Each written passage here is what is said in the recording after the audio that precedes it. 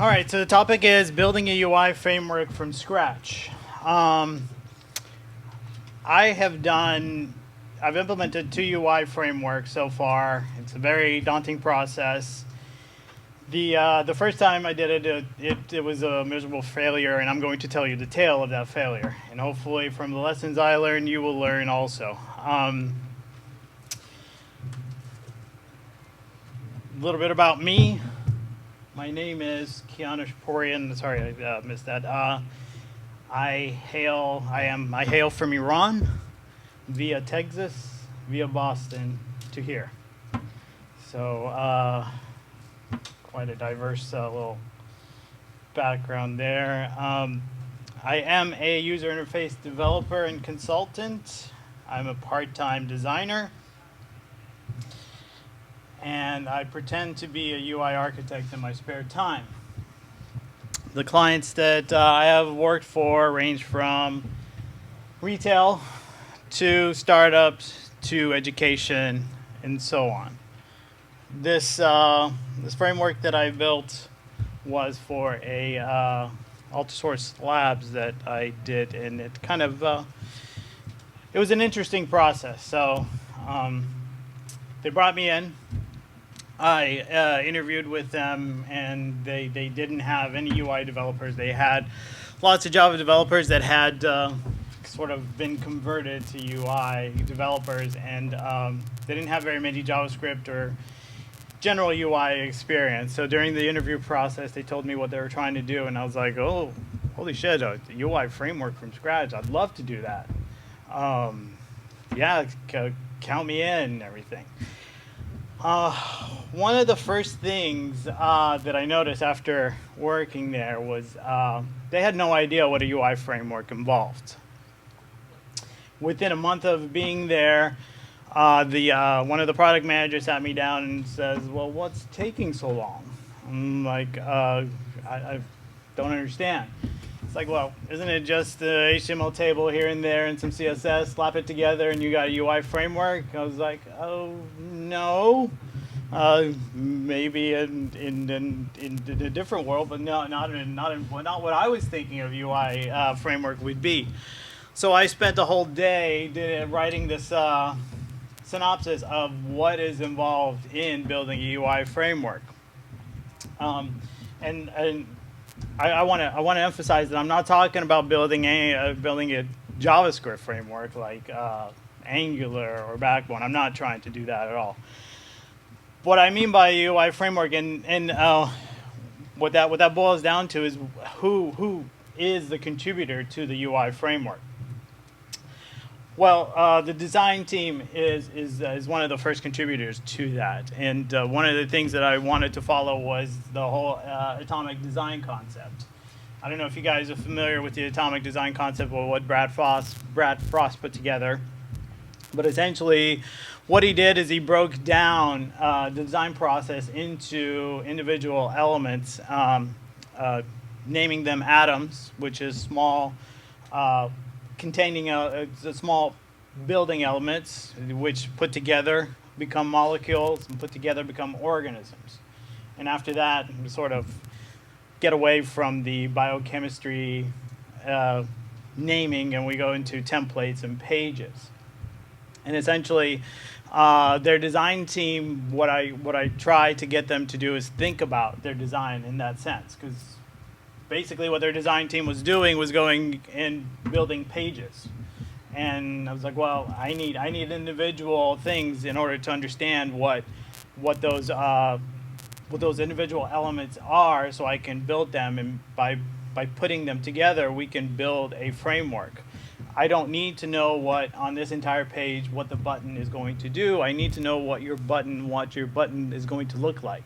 And if your button is going to look like this, is it going to look like that on every page, or is it going to be different based on different actions that you're going to do? So these are some of the things that we need to establish from the very beginning. There's no concept of site navigation.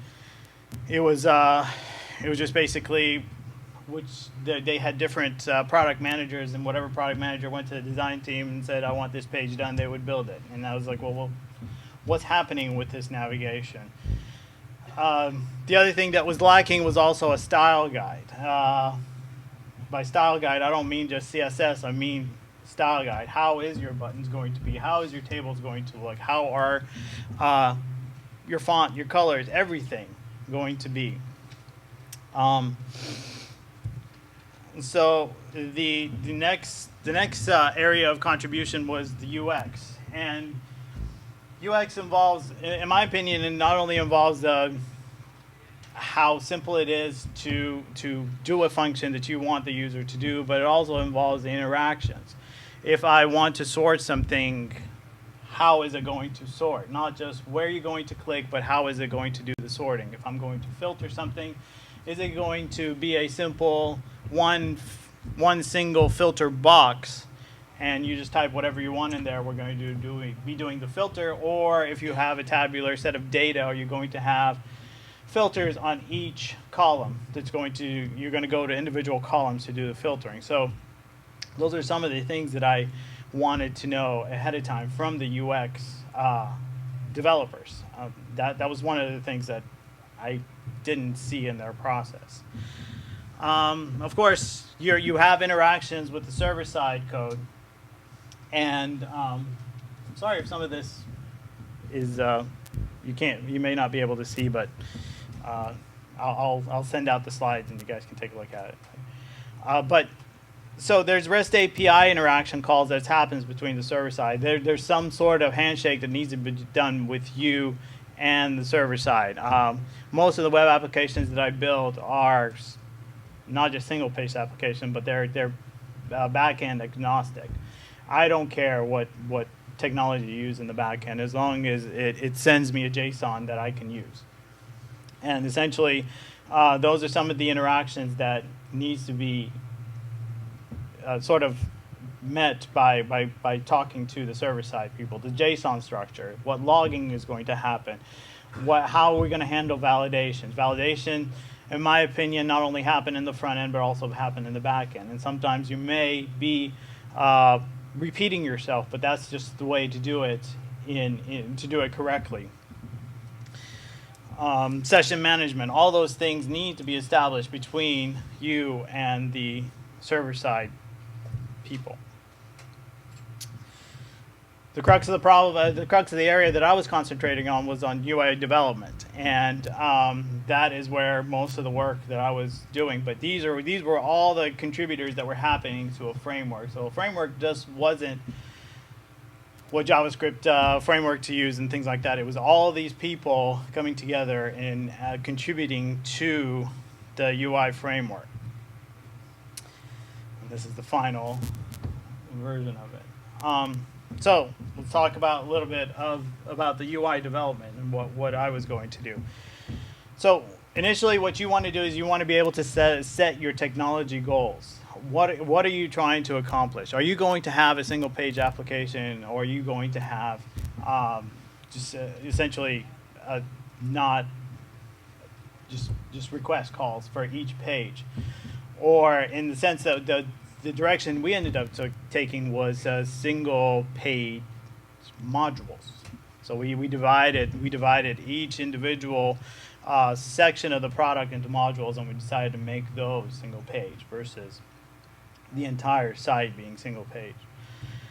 So what JavaScript, how we're going to implement our JavaScript? Are we going to follow a certain framework? We're not trying to reinvent the wheel. I do not want to create another Angular backbone. I don't want to take jQuery and build a framework.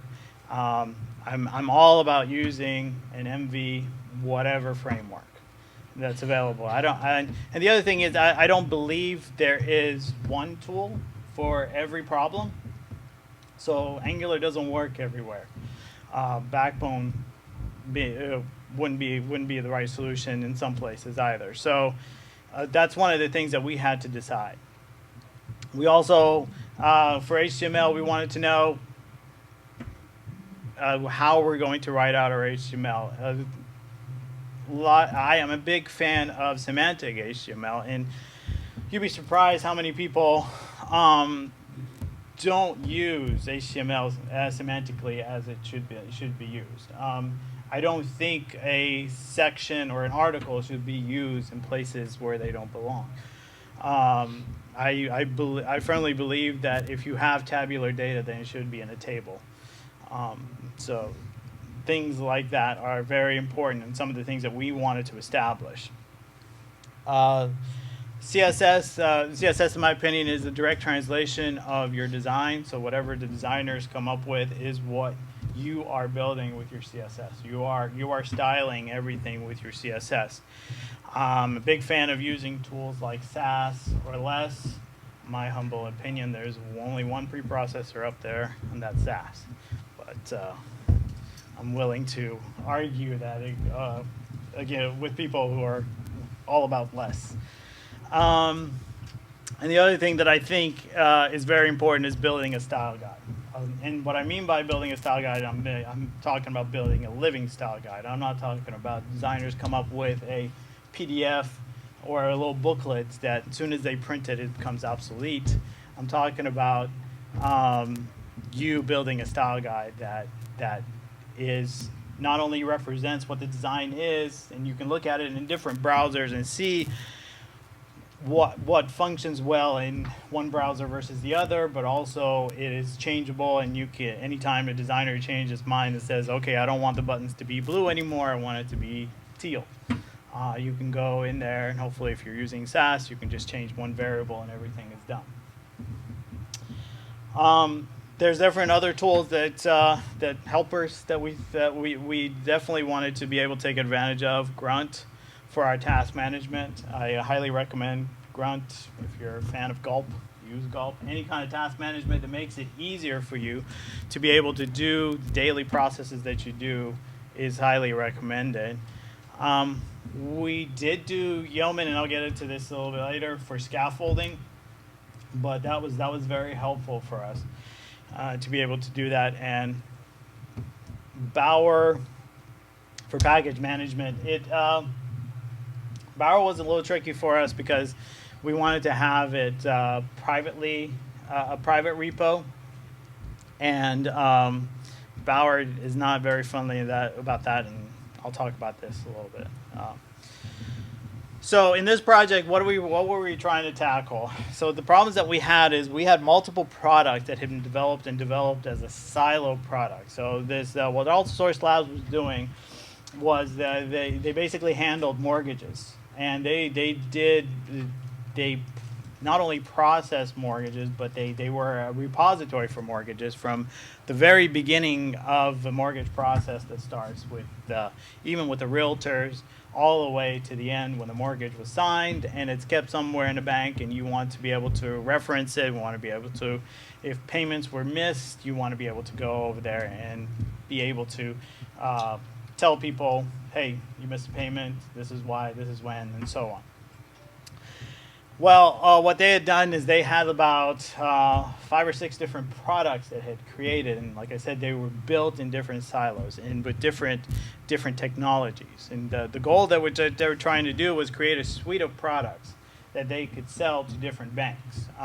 So if Bank of America came and said, you know, I want to be able to use your mortgage tracking and a couple of other products put together and buy a suite. Think of it like Adobe Creative Suite. You can either buy the whole Creative Suite or you can buy the individual products, and they wanted to be able to put it back, to take it apart, put it back together, and sell different products in a different type of suite. And the other thing that we wanted to have is a unified look and feel. We definitely did not have that. Like I said, different products, built by different people that did not talk to each other. If that sounds familiar to you, I've worked in a lot of places that happens. So the original tech stack, it had, like I said, no unified framework. The technologies that they use range from XJS to Progress to jQuery only, so on and so forth. There was no clear design. And the initial framework that I was hired to do was to they brought me in and they actually said we were going to rebuild it in Backbone. And what I ended up putting together is an initial framework of Backbone, Marionette, and a jQuery UI widget factory to put all the different components together. After evaluating that a little bit, and I wasn't very familiar with Angular at all, but I decided to take a look at Angular over like a break that I had, and I came back and I told them, you know what, I think we should take a look at Angular. And what happened was we ended up taking Backbone, Marionette, and jQuery UI widget factory out, and all that was handled through Angular. The advantage that Angular gave us was the ability to build modular components. And I'm definitely going to get in the crux of that a little bit further down. But that's a direction we decided to take. So now, in my opinion, every framework needs a framework. And what I mean by that is that you need to have a proper base for that framework. Otherwise, you're building it on a very weak base. And what you don't want to do is you don't want to build your framework on a weak base. And I have to put a cat somewhere in my slides. Otherwise, I don't think it'll count. So if you don't build that proper base, following this Jenga analogy, then you will, at some point, once you start piling on top of this framework without the firm base, you'll end up having a collapse. This is when people, when I do consulting, this is when people come to me and say, hey, we have this terrible thing, we need to help you out, help us out. And 9 out of 10, when I tell them, well, we kind of need to scrap everything and start from scratch, they're like, really? All that effort that I put in, we have to start from scratch. And I'm like, yeah. So what you need to do is have that proper base. And one of the reasons that this project sort of didn't make it was because they weren't willing to devote the time that it needs to build that. There's at least, in my opinion, there's at least like a 3-month initial phase that you kind of need to be able to build that base. And let's go through some of the things you need to do in order to build that phase. So the goals. So here's some of the development goals that we set for the framework. Unified design. But in order to be able to create a unified design, like I said, we needed to have a, not only do the designers need to create that unified design, but we also need to bring that design and build it through the CSS, which meant that we're creating a single CSS file, a kind of a global CSS file for all the different products to use. When I introduced that, some of the developers like, what? One single CSS file and I can't customize anything? And it's like, no, if there's any need to customize, then you're moving away from the design. Why are you moving away from the design? So in order to have a unified look and feel, you need to have a unified design, and that, in my opinion, translates into a single CSS file that everybody will use. There will be some situations where you need to make some changes, and those are up for debate of whether it's going to bubble up into the global CSS file or going to stay at the product level.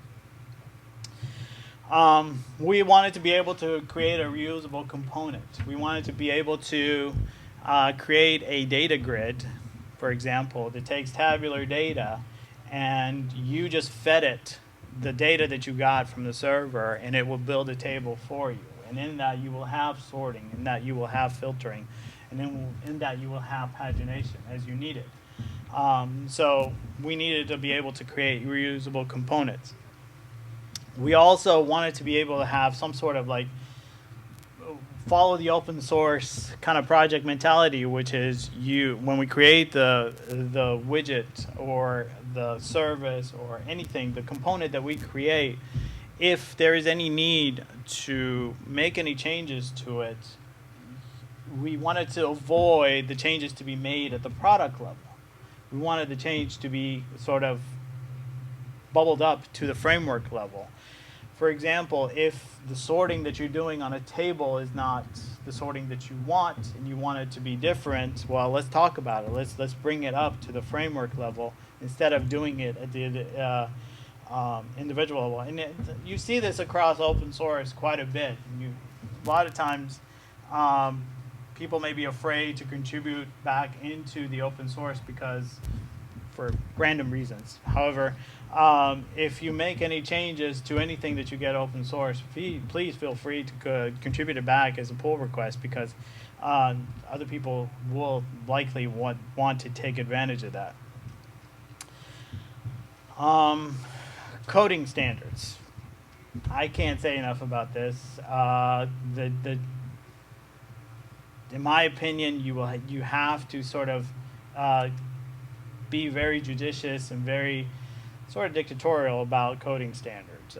Whether you decide to do comma first or comma last, you have to decide initially what you're going to do and keep up with that. And beyond simple things like the JavaScript standards, I'm talking about how you're going to build your functions, how you're going to do your callbacks, and things like that. Now, the consumption of code, like I talked about this, like make sure when you consume it, if you want to make any changes to it, you contribute back to the framework. That's very key. And so these decisions need to be made by the architect and the team in general. Most of the times when I go in as an architect into a project, I try to be a benevolent dictator, which means I listen, but however, there's some decisions that need to be made, and boom, let's make them and move on. And depending on who you ask, UI architect can become a dictator.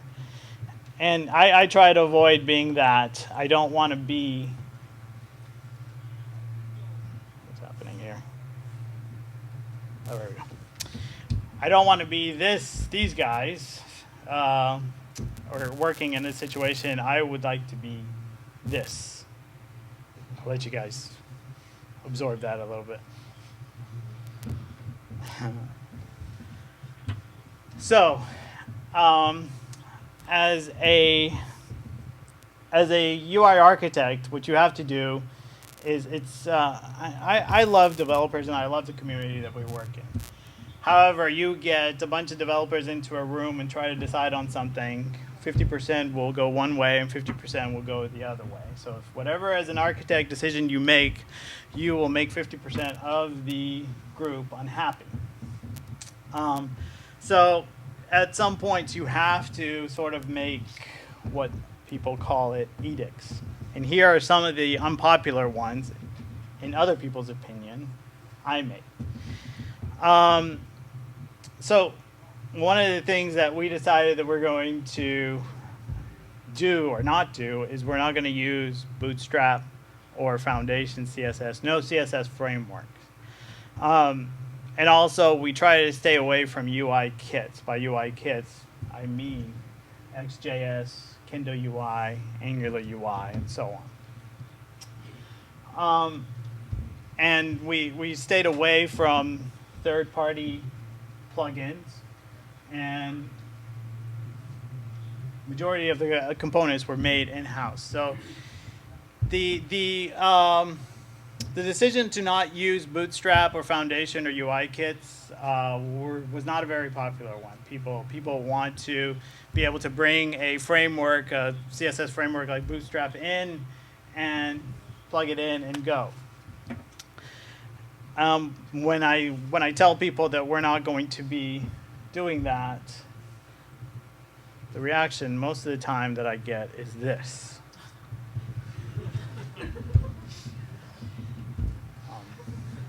I have two girls, and I don't know what the person did to make them do this, but I've done that to my girls, so it's not that hard to do. So the reason behind not using these frameworks is if you want to build your own framework from scratch, what these CSS frameworks or these UI kits bring along with them is a lot of baggage. And what you don't want to do is you don't want to build your framework around somebody else's code. Most of the times you are building something that meets your need. I've heard all the reasons why people say they want to use sort of these packaged products. I don't have the expertise. I want to just build a prototype. I have already invested a lot of time using that packaged product. Why do I need to move away from it? So on. So let's take the I don't have the expertise scenario. So I heard this all along. The product manager that I was working with wanted me to use Angular UI. Well, Angular UI had two things against it. It was a UI kit that was using Bootstrap, which I didn't want to use, and then the other thing, it was a kit that came with a lot of baggage. And they weren't just bringing parts of Angular UI, and they were bringing the whole thing in. And that's just too much baggage, in my opinion, to start out a framework in. Most of the times, what you're trying to do is you're trying to build something that meets your need. The other example is this girl came to me and she said, I need to do a file upload. I found this jQuery plugin that does file upload, and it did all these fancy things. It had a progress bar, and it listed out the files and all that stuff. And I'm like, it really wasn't that heavy for me to argue, but if you open the floodgates and bringing all these different plugins in, you're going to have multiple resources that you're going to be putting into your framework. So the question back to the developer was, well, what are you trying to do? If all you're trying to do is do a file upload, and I didn't see any requirements that said otherwise, that we need to show these files, and it was just the plugin that she was bringing in was very cute, and it was doing a lot of cute stuff, and it's fine, but we didn't have any requirements for that. And I was like, if all you're trying to do is do a file upload, well, HTML5 handles that quite well. It gives you access to a files API that you can even list out the files if you want to. So why do we need to bring in those another plugin to add weight to our framework? The other thing was also back to the not having the expertise. And bringing in, so you don't have the CSS expertise, and you're going to bring in Bootstrap or Foundation in there to get you started. The problem with that is that what that satiates the product manager to say, oh wow, within a month you were able to put this product together. Now I want you to go and change it and customize it. Well, when you have to go customize it, now you have to go into that code and customize it to your need. And that's where your I don't have the expertise problem is going to hit you again. Because if you don't have the expertise initially to build it, then you're really not going to have the expertise to go in there and customize it. The other thing that happens when you customize it, now you've broken the chain between you and the actual framework. So if any upgrades happen to that framework and somebody says, oh look, Foundation 4.0 came out and it does this really, really nice stuff. Let's bring it in. And we're like, oh, hold on, we can't do that. We customize the hell out of it, and we can't really bring it in anymore.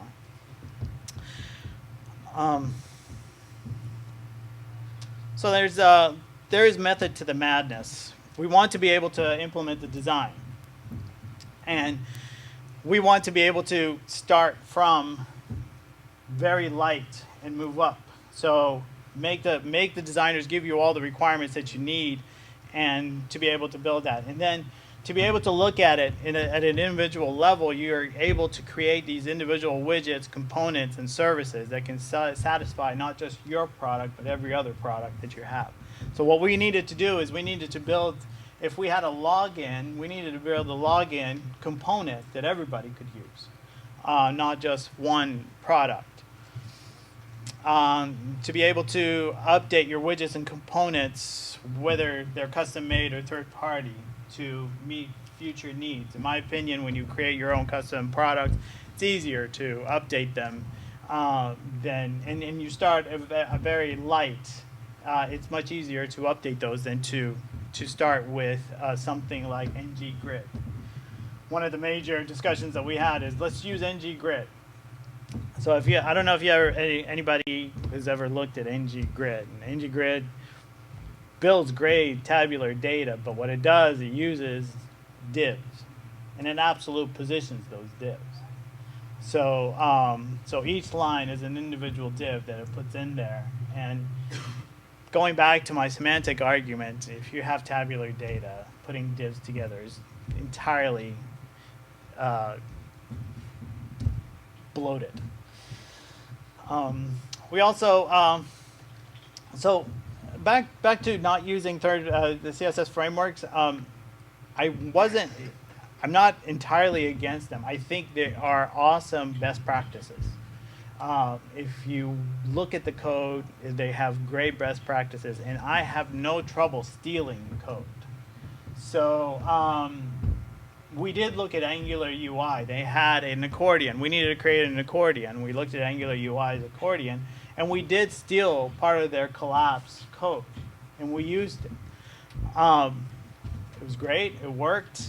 We didn't need to bring the entire Angular UI framework in, and we were able to meet our need. So I am not against using from them, learning from them, and stealing from them. If it's open source, I think that's what they want you to do. So developers, working with them is fun, but they're like herding cats. And so we also wanted to establish best practices, so we picked AngularJS, and AngularJS being very it's kind of new, and there's a lot of articles out there, a lot of tutorials out there, but most of them are very basic. And for a large scale application that you're going to build, Angular is it's great, but the best practices in there was lacking. One of the things that is very important, in my opinion, is file organization. You want to keep your files organized, but you don't want to just dump them into a folder called JS. That's not going to work very well. That's some of the things that I was seeing in that process. So what I didn't see out there was very good examples of large-scale applications with Angular. The problem was that a lot of people had tutorials of, here, let's just build a quick to-do list with Angular, and that was great, but I needed more information on that. And most tutorials skimmed over best practices. So some of the things that I found was, with file organization, there's this Angular seed, for example. If you go to, I think it's Yeoman, if you install Angular, it uses Angular seed. They organize their files like this, which is, it's called the concept of piles on the floor. They just basically create these app.js, controller.js, and everything, and they just put it in a JS folder. This doesn't work for large scale applications. I don't think it works for medium or small scale applications. It's just basically blah. So there's this other concept that AngularJS Batarang uses, and it's called the sock drawer, which now they create these individual folders called controller, directives, filters, services, and they start putting those in there. That's okay, but once your application starts scaling, now you're going to have huge files within those folders. The best one that we came up with was a modularity process, which is you break down your code into the modules that you're using. We had a notes module, a navigation module, highlight module, and so on. And these basically, you can put your controllers, your models, your services, everything that's within that module that you want to sort of broadcast to people is where you would put it. And this worked very well for us in the process.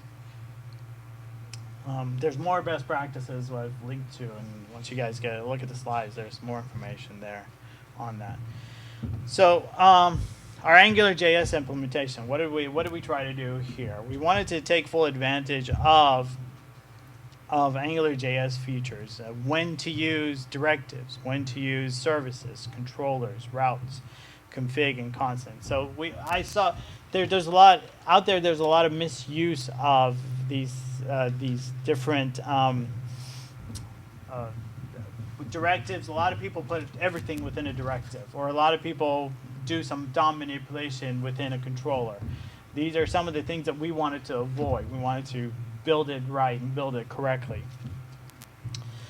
We wanted to break down everything into modules.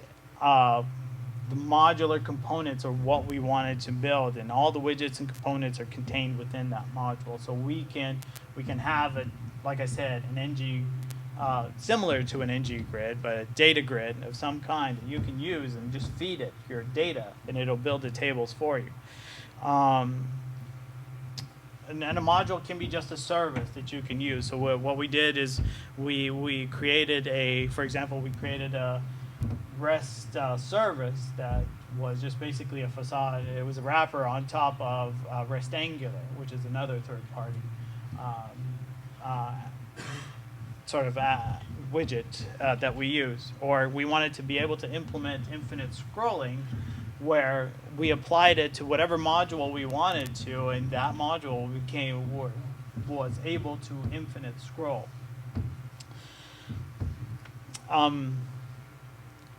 Or to have a self-containing widget like a data grid or a date picker. And we also, we wanted to have this is a made-up pattern. I call it turducken pattern, which we wanted to be able to use modules within a module. To be able to create, for example, a data grid module that we also, within it, we can use the infinite scroll module and put it in there. So we had different implementation rules that we set. For example, for directives, we had majority of the HTML will be contained in the directive. If any DOM manipulation is needed, it is done there. Services, we wanted to be able to abstract all the services that we need. So a lot of code that you see out there with I saw in Angular UI, they had a lot of the code they just dumped within a directive. Which was what the accordion that I used. Within the accordion, they were using the collapse. The accordion? No, it was something else. But they had this huge directive that had everything in there, and it could easily some of those functions could have been abstracted out into its own service, so other modules could use it. We wanted to be able to take advantage of all the tools within the service, whether to use a factory or a service or a provider.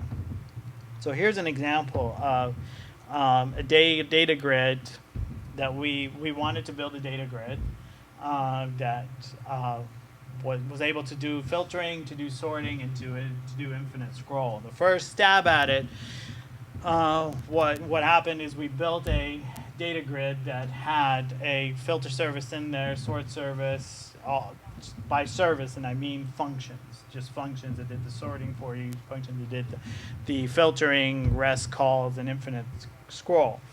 And that didn't work. I mean, it worked well, it worked fine, but it wasn't ideal because we couldn't reuse any of those individual services or a component by itself. So we basically, what we did was we abstracted it out and we created a data grid service that we could inject all the features that we wanted in there. So if we had a table that we didn't want any sorting in there, we didn't have to inject our sort service in there. There's a table, there's no filtering, we didn't have to inject this filter service in there. But if we wanted all these features, we would inject them in there. And the other advantage that it gave us, for example, with the REST service being injected in there, well, different data comes from different places. So all we had to do is inject the REST service in there and tell it, here's the REST API, the call that I want you to make. And we were done. We were all set. And the data grid would handle the response that came back with it and just build it for us. So the other implementation rules we had, for example, with templates, so what we wanted to do is we wanted to be able to package up all these widgets and be able to sort of make it available for whoever wants to use them. So one of the things, we were zipping everything up into individual modules that can be used individually as they want. So this data grid that I'm talking about is we had all the components zipped up together, and to do that, unfortunately with Angular, if you put all your templates in HTML files, you really can't zip that up. There's a grunt task that will allow you to take the HTML and sort of create a template cache out of it and put it in the actual directive. But we decided to go this direction, which is something borrowed from the days that I did some backbone development, which is we created a JS template sort of variable, and we put a JS file, the template files in there, and essentially we're able to use these individual templates. So you'll see over here that we created just a simple accordion, which has a div class and everything with the transclude in there, and then in the actual Angular module, when we need to call the template at the very last line, we just call the JST with the name of the template that we wanted. So what this allowed us to do is to package up this template, which goes into that module folder and broadcast it out whenever we wanted to, and give it to whomever was using it. More implementation rules. We wanted to make sure that we use filters correctly. Filters just gives you another level of abstraction that allows you to do some formatting, filtering, and more sorting if you need to. And don't forget about all the tools that is within your framework, config, constant, run. In my opinion, you need to know thy framework as you're using it so you can take full advantage of all the tools that come along with it. Coding conventions. This is like one of those things that, you leave it up to developers. They'll name their functions a certain way, the way they've done it before. However, you want to follow a certain convention that everybody can understand. And the idea is that we wanted to build the framework in a way that if you have developer A working on product A and developer B working on product B, we wanted to be able to move those guys around, and in order to do that, we wanted to be able to build files, JS, HTML, whatever. If you open it up, you knew where all the different functions were and what those functions actually do. So naming was very important for us. Unified naming convention, ability to package each widget in order for proper consumption. And we took full advantage of Yeoman for scaffolding in. This is actually old. We didn't use Bower for package management, and I'll explain a little bit why. But we did do a lot of documentation of the API using Docular. Docular is something that actually Angular uses itself to document all the code that they're doing. And it was very important for us to use Docular because we wanted to be able to tell people how to use the product, and if there's anything missing in that, if they're looking for something that is not within the widget or the component, we wanted to be able for them to let us know so we can add it. Big believer in unit testing. And what we use for unit testing, as our test runner, we use Karma. For behavior development, we use Jasmine, and for functional testing, we did Protractor.